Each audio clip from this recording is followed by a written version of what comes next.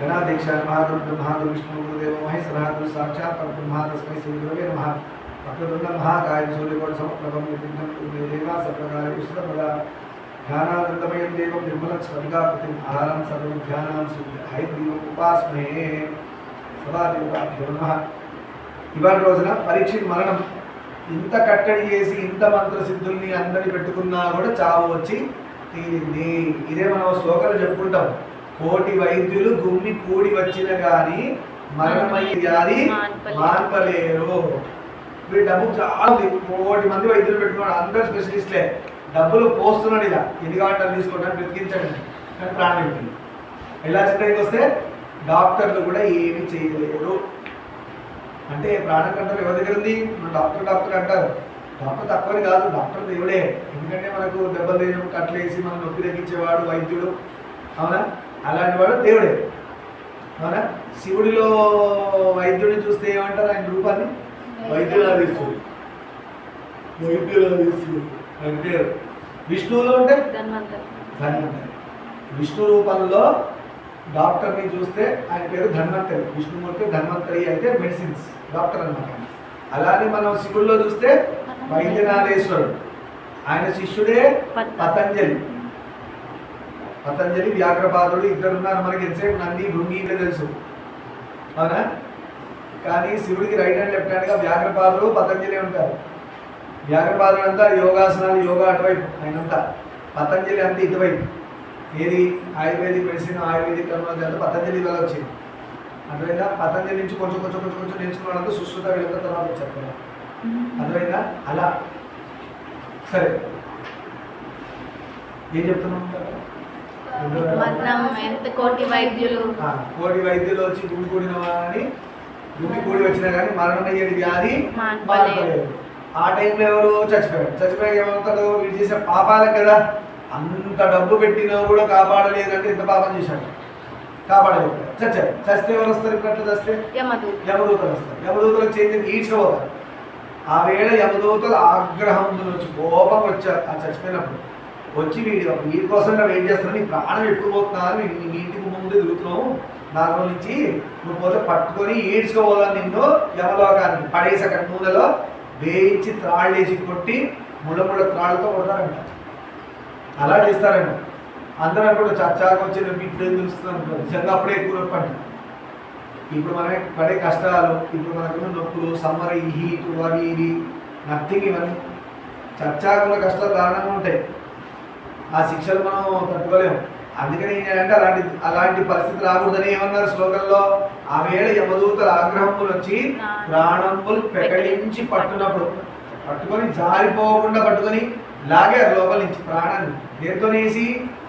యమధర్మరాజు దగ్గర ఏముంటుంది? పాశం। ఆ పాశానికి ఎన్ని ఉంటాయి? హుక్స్, ఒకేలు 1000 ఉంటాయి, 1000 హుక్స్ పొరపాటు ఒకటిస్తే ఉంటాయి।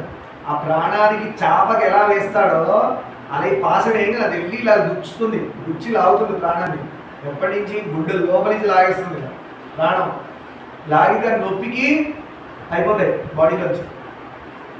అన్నిటికంటే దారుణమైన నొప్పి ఏంట్రా అంటే ప్రాణం పోయేది పని। రెండో నొప్పి ఏదిరా అంటే డెలివరీ।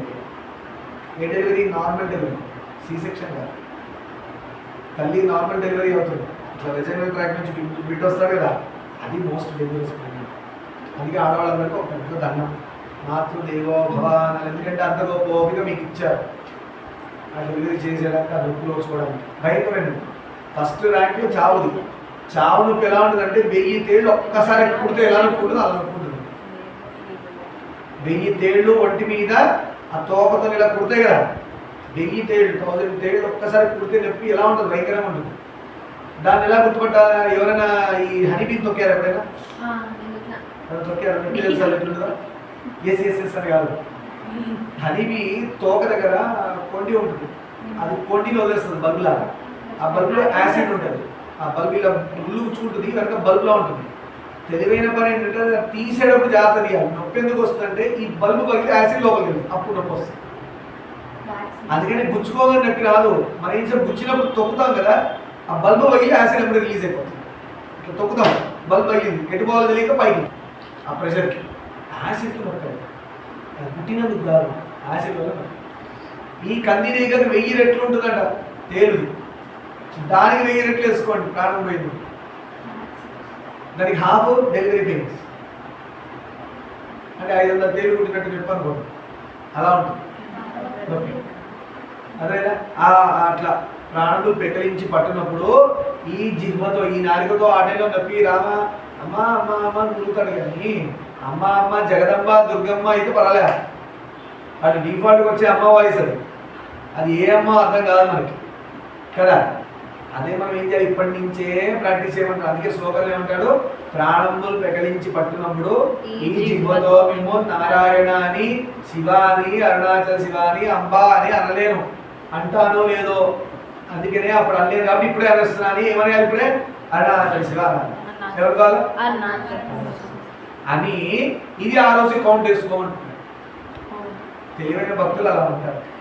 స్వామి అలాంటి సిచ్యువేషన్ వచ్చింది నిజంగా అనలేకపోతే నీకు ముందే చెప్తున్నాను. ఏం చెప్తున్నాను, ఆ టైంలో నా సిచ్యువేషన్ అంత బ్యాడ్గా ఉండి ఫస్ట్గా ఉంటే ఆ వేళ యమదూత లాగడప్పుడు ప్రాణములు ప్రకటించి పట్టినప్పుడు ఈ జిహ్వతో మేము నారాయణాని శివాని శ్రమచేత పిలవలేనేమో.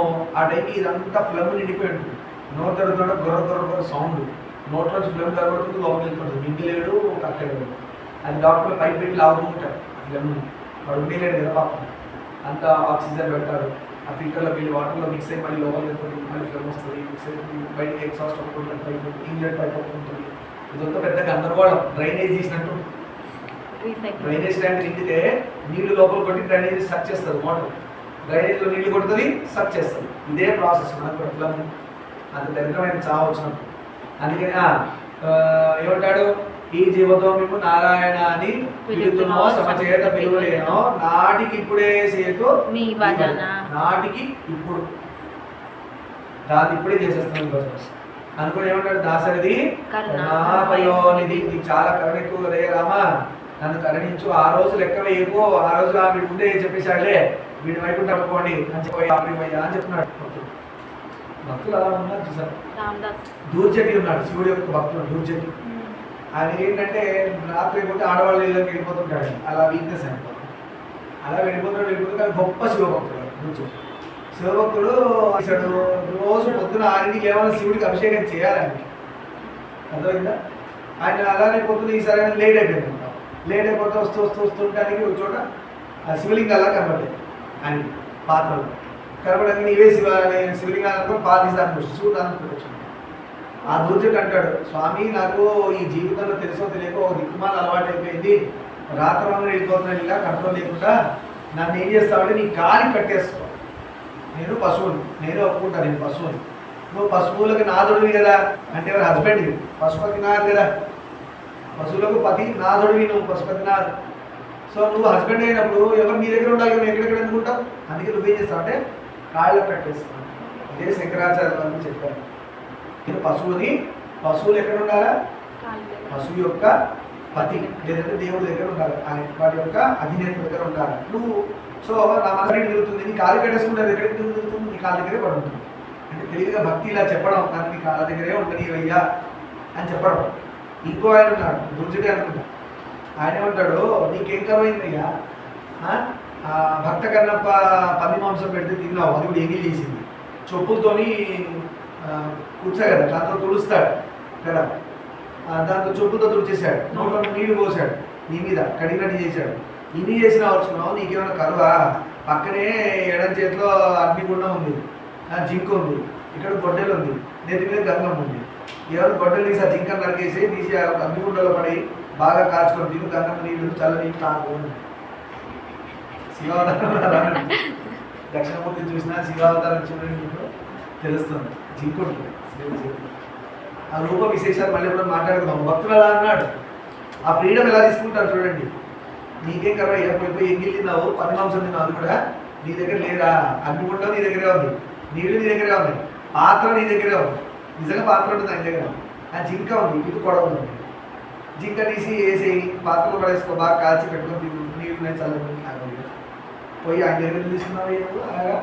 అంటే నీకు ఇష్టమైతేనేమో అన్నీ చేస్తావు, మమ్మల్ని కాపాడమంటేనేమో టెస్ట్లు చేస్తావా అని ఎత్తి పడవడం. ఇంకా మంచి మంచి ఉన్నాయి ముందు చెప్పుకుందాం, చాలా బాగుంటుంది. సరే పరీక్షిత్ మరణం గురించి మాట్లాడుతున్నాం. ఆ రోజున తక్షకుడు మునిశాపోహుడైన పరీక్షిత్తును తెగదార్చడానికి బ్రాహ్మణ వేషులు బయలుదేరి మార్గ మధ్యలో కశ్యపుడు చూశాడు. తక్షకుడు బయలుదేరాడు. 7వ రోజు వచ్చింది. ఇప్పుడు పరీక్షిత్ మరణాన్ని చెప్పడానికి బయలుదేరాలి కదా. తక్షకుడు బయలుదేరాడు. మధ్యలో ఎవరు కలిశాడు? కశ్యప బ్రాహ్మణుని కలిశాడు. ఈయన బయలుదేరుతున్నాడు కదా కాపాడడానికి. విప్రోత్తమ ఏంటి విశేషం అడిగాడు తక్షకుడు బ్రాహ్మణుడు. ఎందుకు వెళ్తున్నాం? ఎడిపోతున్నాం? ఆ బ్రాహ్మడికి ఈయన తక్షకుడు ఈయన చెప్పడానికి వెళ్తున్నాడని తెలియదు. ఇప్పుడు లీక్ అయిపోతుంది ఇన్ఫర్మేషన్. అతి వేగిరంగా ఎక్కడి ప్రయాణం ఎందుకు తొందరగా వెళ్తున్నాం అని తక్షకుడు కశ్యప బ్రాహ్మణుడు అడుగుతున్నాడు. అనగా మంత్రవాది అయిన కశ్యపుడు ఇలా అన్నాడు. కశ్యపుడు అంటున్నాడు, మా రాజుకి తక్షకుడు అనే సర్పం వల్ల ఈరోజు మరణం ఉంది. ఆయన మన మంత్రశక్తితో ఆయన కాపాడడానికి వెళ్తున్నా అని చెప్పాడు. తక్షకుడు లీక్ చేశాడు ఇన్ఫర్మేషన్. తక్షకుని చే మృతి చెందనున్న పరీక్షిత్ నరేంద్రుడిని రక్షించడానికి నేను త్వరితంగా పోతున్నాను. నా వద్ద విషనాశంకరమైన మంత్రం ఉంది. ఆయన కాటేస్తే విషం వచ్చే విరుగుడు నా మంత్రం నా దగ్గర ఉంది. ఆయన కాటేసినప్పుడు ఏం చేయలేదు. ఆ మంత్రంతో ఆ విషయాన్ని తీసేస్తాను అనగా తక్షకుడు కశ్యపుని మాటలు విని అంటున్నాడు. ఇప్పుడు తక్షకుడు మాట్లాడుతున్నాడు ఎవరితో? కశ్యపుడితో. ఆర్య నేనే ఆ తక్షకుడను చెప్పేసి సస్పెన్స్ పోయింది. నేనే ఆ తక్షకుడను. నేను ఇప్పుడు రాజేంద్రుడి ప్రాణాలు హరించబోతున్నాను. నేనే పోయి చెప్పబోతున్నాను. ఇప్పుడు అందుకోసం బయలుదేరాను అంటాడు. నేను కాటు వేసిన తర్వాత అతను రక్షించడం నీ తరం కాదు. నేను కాటేశాను కానీ కాపాడటం నీ వల్ల కాదని చెప్తున్నాడు తక్షకుడికి. ఎవరితోని? కశ్యప బ్రాహ్మణుడితో. ఇప్పుడు వీళ్ళిద్దరు పోటీ నన్నటవా? నా మంత్రం మీద నీకు డౌటా అని తిరిగి వచ్చిన దారి వెళ్ళు. నువ్వు ఏ దారి నుంచి వచ్చో ఆ దారిలో వెళ్ళిపోవు. నేను ఒక్కసారి కాటేశాను బ్రతకడం అనేది లేదుగా అని అన్నాడు. అనగా కశ్యపుడు సరోషంగా అంటాడు, ఏంటి నా మంత్రం వల్ల నేను కాపాడలేనా? ఏది చెయ్యి, ఏం చేస్తావు చెయ్యి, నేను ఇప్పుడే ప్రయోగం చేస్తా అన్నాడు. ఏమి అలాగా? నా మంత్రబలం చేత నీచే దుష్టుడైన ఆ రాజును బ్రతికిస్తానో లేదో చూడు అన్నాడు. నీతే దష్టుడైన ఏంటి నేను కాపాడలేనా? సరే నువ్వు వెళ్ళి కాటి పద చూద్దాం. నీ వల్ల కాటు వేయబడ్డ ఆ రాజుని కాపాడతాను లేదు చూసుకుందాం పద అన్నాడు. తక్షకుడు మాటలు విని ఈయన కాన్ఫిడెన్స్ చూసి ఆయన డౌట్ వచ్చింది. తక్షకుడు ఇక్కడ ఒక టెస్ట్ చేస్తే తెలుస్తుంది కదా నిజంగా ఉందో లేదో ఇది. అయితే నా విషదర్శనలు ఈ మర్రి చెట్టును కలిసి భస్మం చేస్తాను. ఈ మర్రి చెట్టు దీన్ని కాటేస్తాను నా గోరలతో. ఇది ఎప్పుడు నా విషం వల్ల భస్మం అయిపోతుంది. నిజం విషం వల్ల భస్మం అవుతుంది. మనము విషం అంటున్నామా? పాము కూరలతో పట్టే విషం. ఈ విషం వేరు. అప్పుడు కాలపూట విషం అనేవాడు. కొన్ని డేంజరస్ సర్పాల విషయం ఎలా ఉంటుందంటే అది కాటేసాక చెట్టు ఎండిపోయి ఒక స్టేజ్లో రాలిపోయి భస్మంలా పడిపోతుంది. అర్థమైందా? అది విషం అంటే. విషం ఎలా ఉంటుందంటే భయంకరమైన చేదు, భయంకరమైన వేడి, అన్ని ఎక్స్ట్రీమే విషంలో. అది పీలిస్తే చచ్చిపోతారు. ఆ గాలి అంటే లోపల ఎయిర్లో ఆక్సిజన్ అంతా తీసుకొని స్ప్రెడ్ అవుతుంటుంది. ఒకప్పుడు యాంథ్రాక్స్, ఎస్ మీరు పిల్లలు ఇంకా పుట్టలేరు. యాంథ్రాక్స్ అనే ఒక యూఎస్లో స్ప్రెడ్ అయింది. అదొక viral spread. As natural related issue. అది పౌడర్గా తయారు చేశారు. అది గాలిలో మల్టిప్లై అవుతూ ఉంటుంది. ఇక దాన్ని కంట్రోల్ చేయలేదు. అది పీలంగా చచ్చిపోతున్నారు. అది లీక్ అయింది యూఎస్లో ఉన్నప్పుడు. అది లీక్ అయిందో మరి టెర్రరిస్ట్ యాక్టివిటీలో లేదంటే యాంథ్రాక్స్ పౌడర్ లీక్ అయింది. అది మట్టి చచ్చిపోయి చాలా మంది. కోవిడ్ ముందు అదొకటి భయం ఏర్పడింది. అలాగే భోపాల్ గ్యాస్ ట్రాజడీ ఒకటి అయింది. అది కూడా తెలియదు. మన విశాఖపట్నంలో కోవిడ్ టైంలో ఆయిల్ లీక్ అయింది. ఇట్లా పిట్టలు రాకున్నట్టు అంటారు జనాలు. పీల్చి పడ్డారు. నిజంగా పిచ్చుకొని తెచ్చుకున్నట్టు చచ్చిపోయారు. అయితే అది పౌడర్ లేదు, మధ్యలో అయితే పీల్చి చచ్చిపోయారు. ఊపిరితిత్తుల్లో హెవీ పార్టికల్స్ ఊపిరి పీల్చలేదు. ఆర్డియోలో అడ్డుపడుతుంది, చచ్చిపోతారు. ఇట్లా పీల్చి పడిపోతుంటారు. ఇట్లా పీల్చి పడిపోతారు. దారుణమైన చావు. అదే పిట్టలు రాలిపోయిన మనుషులు. ఇప్పుడు అంతే సమ్మర్లో బాగా ఎండలు పెరిగితే సంవత్సరం చదివి కూడా అడ్డే పడిపోతారు. చైర్లో కూర్చొని పోతుంటాడు, బస్సులో కూర్చొని పోతారు. ఎండ తిరగదు తగ్గేది. అయితే నా విషదర్శనలు చేయి మర్రి చెట్టును కలుస్తాను, భస్మం చేస్తాను, దీన్ని మంత్రబలంతో బ్రతికించి చూస్తాను అన్నాడు. తక్షణం టెస్ట్ నడుస్తుంది ఎవరు గొప్ప అని అతడు ఆ వృక్షాన్ని కాటు వేశాడు. తక్షణం క్షణకాలంలో అది దగ్ధమై బూడిద రాశిగా మారింది. మంటలు వచ్చి తగలబడిపోయింది. అది విషం అంటే మండిపోయింది. చెట్టు బూడిదే కింద పడిపోయింది. అప్పుడు కశ్యపుడు ఇప్పుడు అంటున్నాడు, నీ విషయాన్ని చే భస్మీభూతమైన ఈ మర్రి చెట్టు నీవు చూస్తుండగానే నేను తిరిగి సజీవంగా చేస్తానో లేదో చూడు అని చేతిలో జలం తీసుకొని అది మంత్రించి ఆ బూడిద రాశిపై చల్లాడు. చేతిలో నీళ్ళు తీసుకున్నాడు. నువ్వు భస్మం చేసావా, ఇప్పుడు నాకు చూడు అన్నాడు. మంత్ర జలం చెప్పాక నిన్ననే జలంతో ఏమేం చేయొచ్చో ఆ జలం తీసుకొని ఆ మంత్రాధిష్టాన దేవతను తలుచుకొని దానిలో ప్రాణం మళ్ళీ రావాలి అని కోరుకొని ఆ మంత్ర అధిదేవతని స్మరించుకొని ఆ మంత్రం ఇన్ని రోజులు చేసిన శక్తి ఉంటుంది కదా. ఇప్పుడు సడన్గా 1 కోటి చేయలేడు కదా, 2 రోజులు చేస్తేనే ఆ మాట మాట్లాడగలడు. ఏదన్నా మంత్రం నీకు ఫలించాలి అంటే దాన్ని కొన్ని వేల సార్లు జపం చేయాలి, దాన్ని సిద్ధింపజేసుకోవడం అంటారు. కొంతమంది పిల్లలు మంత్రాలు తీసుకుంటుంటారు, పెద్దవాళ్ళు మంత్రాలు తీసుకుంటారు. ఆ మంత్రం సిద్ధించాలి అంటే ఆ మంత్రం వాడి ఒంటి నిండా పాకేయాలి, డిఎన్ఏలో కూడా ఉండాలి, అంత మంత్రం చేయాలి. ఇప్పుడు ఒక మంత్రం ఉంది, మహామంత్రం చెప్పను, 2 కోటి చేశాడు అనుకో, మీకు ఏం కావాలంటే మీ ముందు ఉంటుంది, మీకు ఏ వాడితే అది మీ ముందు ఉంటుంది. 2 కోట్లు చేయాలి, 1 సిట్టింగ్ లేవకుండా 2 కోట్లు చేయాలి అంతే. మనం అంత కలియుగం అదే కదా, కలియుగంలో మనకి వీకెండ్ కాబట్టి అప్పుడు 10 కోట్లు 15 కోట్లు 20 కోట్లు చేసేవాడు ఒక సిట్టింగ్, గడ్డాలు జుట్టుని వేరు. అలా ఉంది, 2 కోట్లు చేయాలి. ఆ మంత్రం చెప్పకూడదు, అందుకే చెప్పలేదు. 2 కోట్లకి ఎంత టైం అవుతుందో క్యాల్కులేట్ చేసుకోండి. ఇప్పుడు 10,000 సార్లు చేయాలంటే 3.5 గంటల నుంచి 4 గంటలు పడుతుంది. 10,000 సార్లు, 1,00,000కి ఎన్నిసార్లు అయింది? 10 టైమ్స్ చేసుకో అంటే ఎన్ని అవర్స్? 30 అవర్స్. 30 అవర్స్ 1,00,000 ఇంటూ మళ్ళీ 10 టైమ్సా? 100 టైమ్స్. 1,00,000 ఇంటూ 100 కదా, కోటి, అవునా కదా? అంటే ఎంత అయింది? ఎన్ని అవర్స్ అయింది? 300 అవర్స్ అయింది. 300 అవర్స్. 300 అవర్స్ అంటే ఎన్ని రోజులు? 300 అవర్స్ అంటే 3,000. 30 ఇంటూ 100 3,000 అవర్స్. 3,000 అవర్స్ అంటే ఎన్ని డేస్?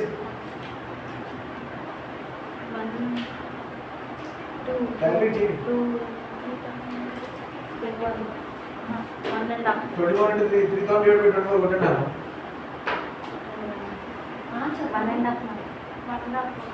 1.5 month కోటికి 3 కోట్లు అంటే 2 కోట్లు 3 months వేసుకోండి. 3 months కంటిన్యూస్గా కూర్చుంటే అవుతుంది.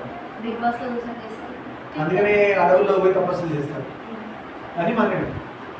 1 సిట్టింగ్ అంటే తినడానికి పోతావుగా. 3 months చేసినాడు, అర్జునుడు చేశాడు.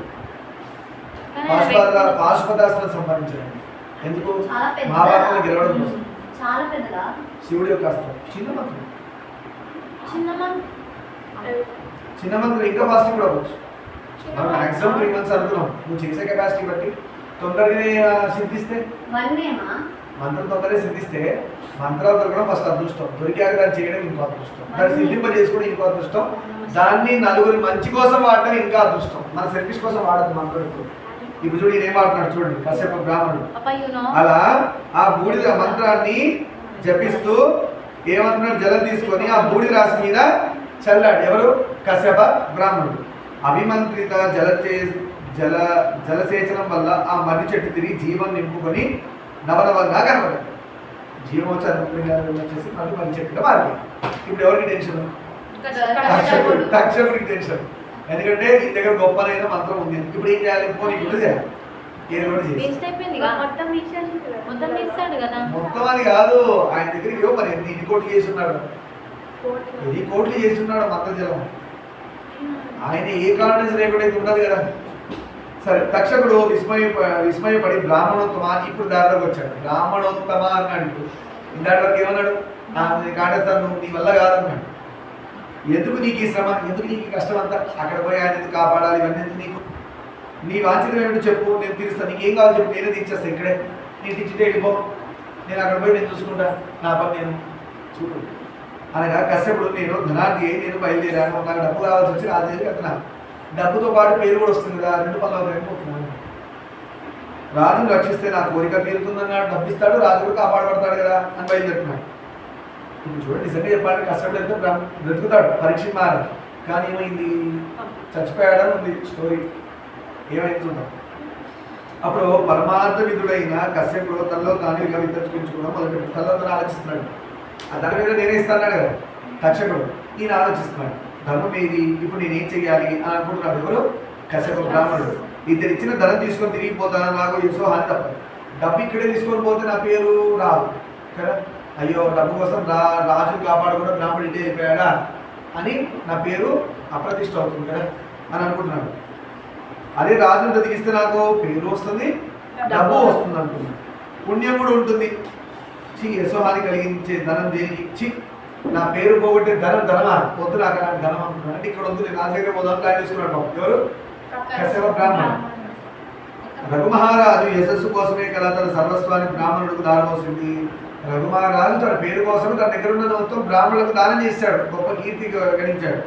కీర్తి కొరకే కదా కర్ణుడు హరిశ్చంద్రుడు తమ సమస్తాన్ని త్యాగం చేశారు. మన మీకున్న లెసన్లో కర్ణుడు శివచక్రవర్తి అన్నీ ఉన్నాయి కదా.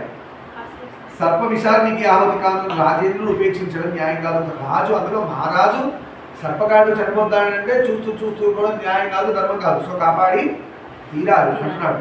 నేను అతన్ని రక్షిస్తే రాజ్యం సుఖంగా ఉంటుంది. ఆయన కాపాడితే రాజ్యం. అందులో పరీక్షిత్ మహారాజు ధర్మాత్ముడు, ఎవరి మనవడు? అర్జునుడి మనవడు. కాపాడాల్సిన బాధ్యత నా మీద ఉందనుకున్నాడు. లేకపోతే అరాచకం ప్రజానాశనం తప్పదు. అలాంటి రాజే చచ్చిపోతే అరాచకం వెళ్ళిపోతుంది, దౌర్జన్యం వెళ్ళిపోతుంది. అవునా? ప్రజలందరూ ఇబ్బందులు పడి చచ్చిపోతారు. కానీ యోగ దృష్టితో రాజుకు మృత్యువాసనమైనదని గ్రహించి కళ్ళు మూసుకొని ధ్యానం చేశాడు. ఖచ్చితంగా రాజుకి చావు ఉంది అని ఆయన గుర్తుపట్టాడు. ఎందుకు? ఆ బ్రాహ్మణ శాపం ఉంది. సో బ్రాహ్మణ శాపానికి నేను అడ్డుకోకూడదని తెలుసుకున్నాడు. ఇప్పుడు వెనకగలుగుతున్నాడు. ఎవరు? కశ్యప బ్రాహ్మణుడు. ఎందుకంటే ఆల్రెడీ బ్రాహ్మణ వాక్కును బ్రాహ్మణి తీస్తే ఎట్లా? బ్రాహ్మణ వాక్కు గౌరవం చేయాలి కదా.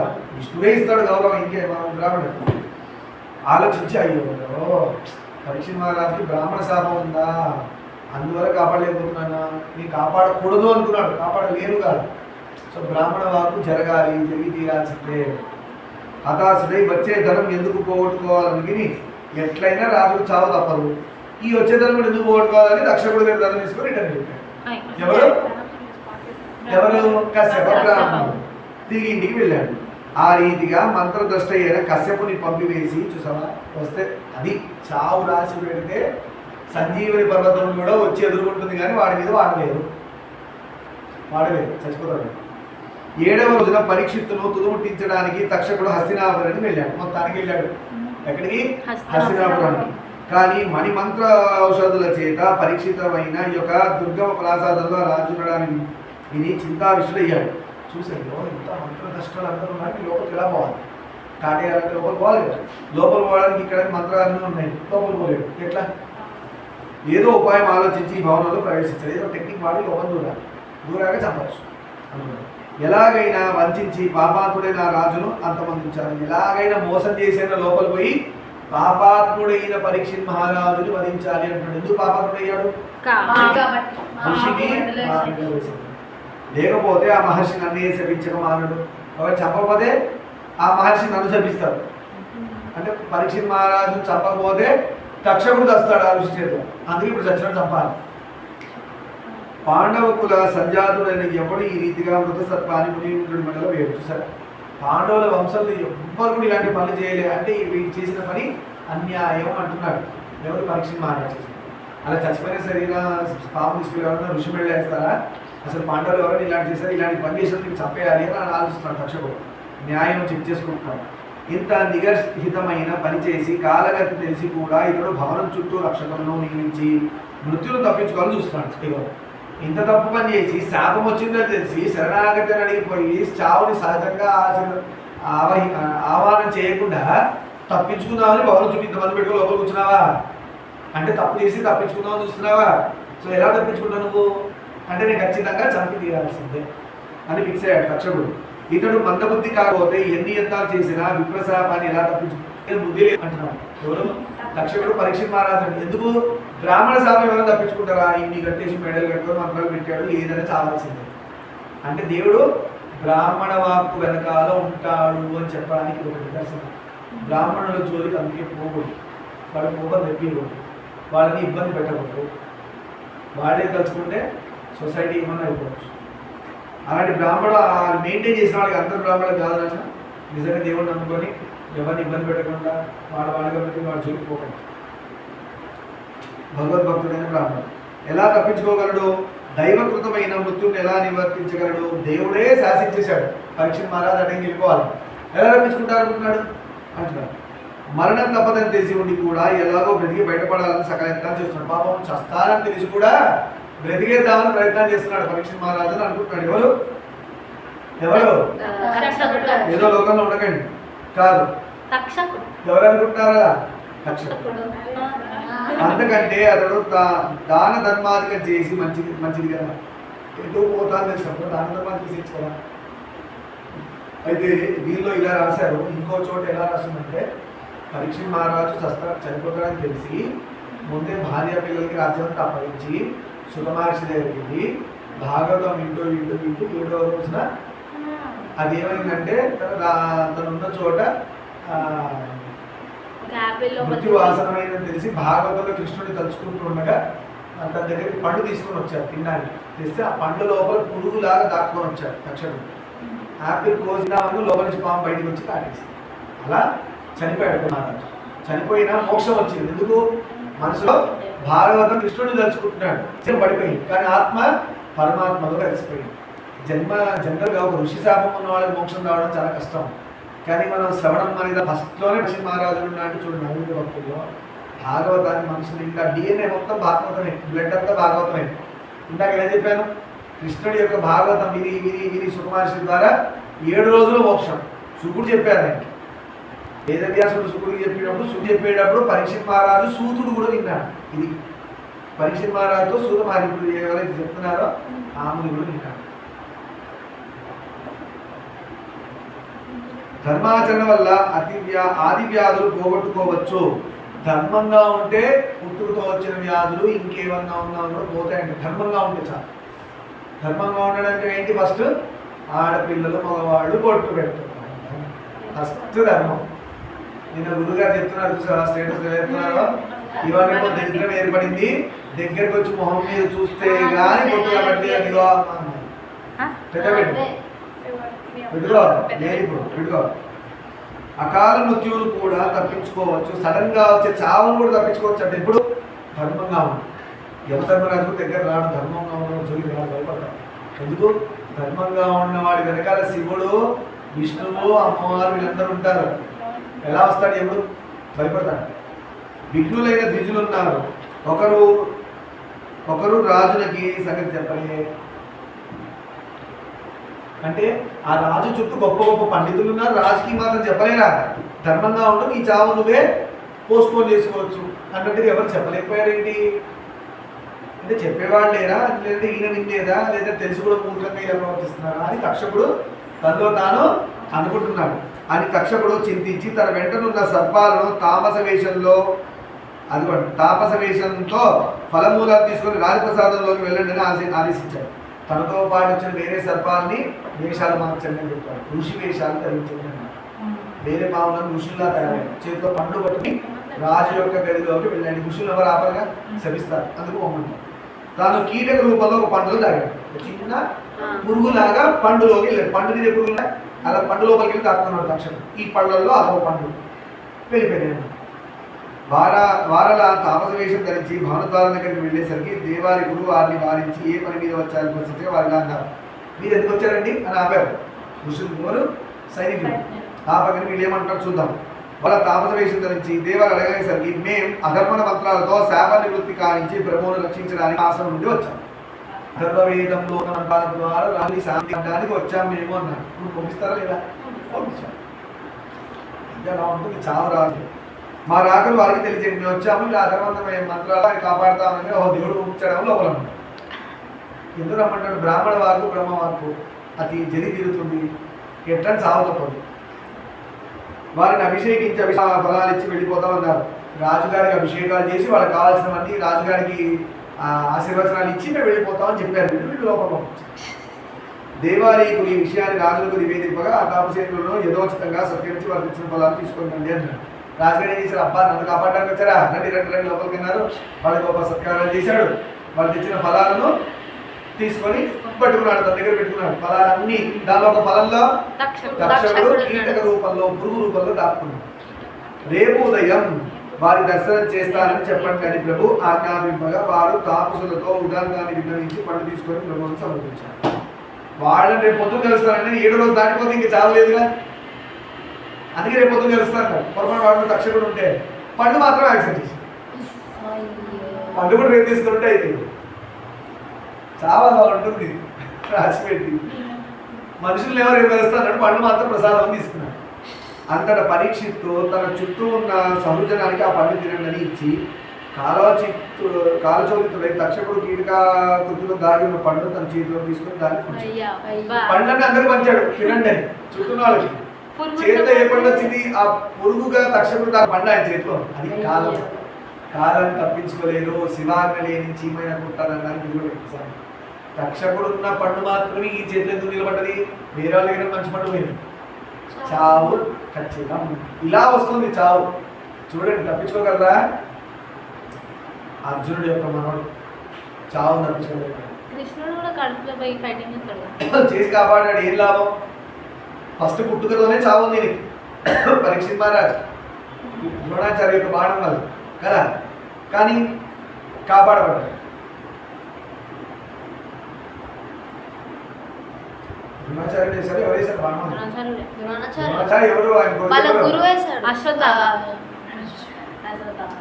అది తామ్రాకారంలో ఉంది. దాని కళ్ళు నల్లగా ఉన్నాయి.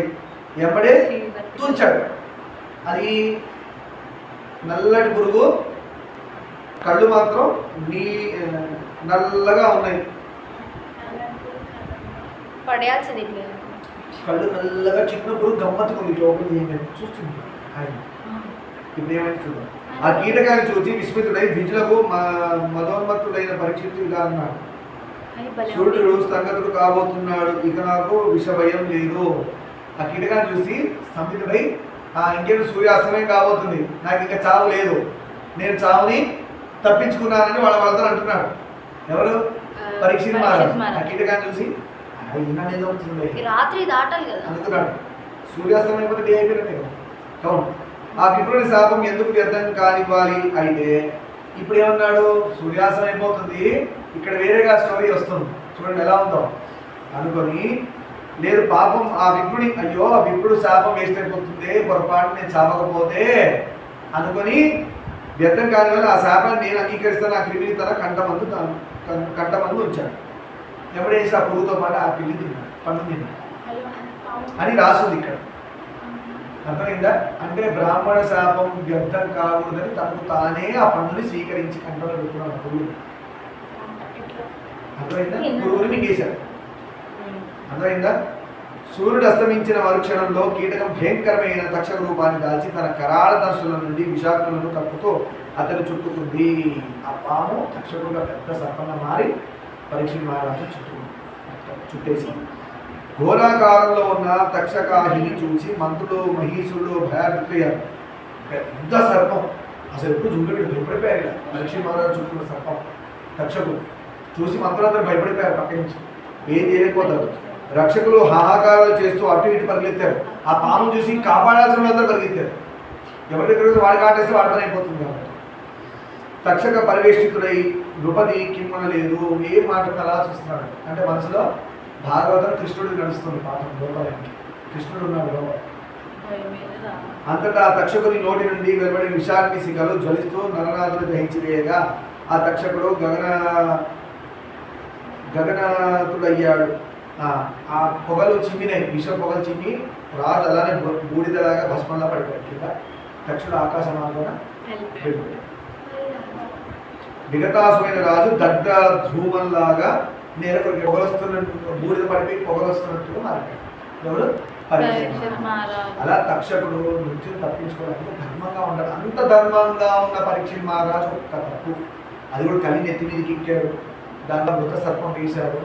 చాలా మంచి శ్రీకృష్ణుల వారిది శరీరం మొదలడం చిన్న దర్భ, అది కూడా ముని శాపమే.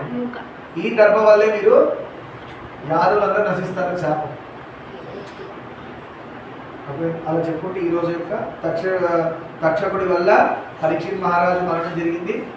ఆయన మోక్ష పదవిని అలంకరించారు. ఎవరు? పరీక్షిత్ మహారాజు. ఎందుకు? సుఖ మహర్షి ద్వారా భాగవతం విన్నాడనేది ఇక్కడ చెప్పలేదు. మోక్షానికి వెళ్ళిపోవాలి పరీక్షిత్ మహారాజు అని చెప్పుకుంటూ శుభపంలో సర్వం శివమహేశ్వర పాదాలను ధర్మవస్తు లోకాంతం స్థాపించిన భవంతు శాంతి.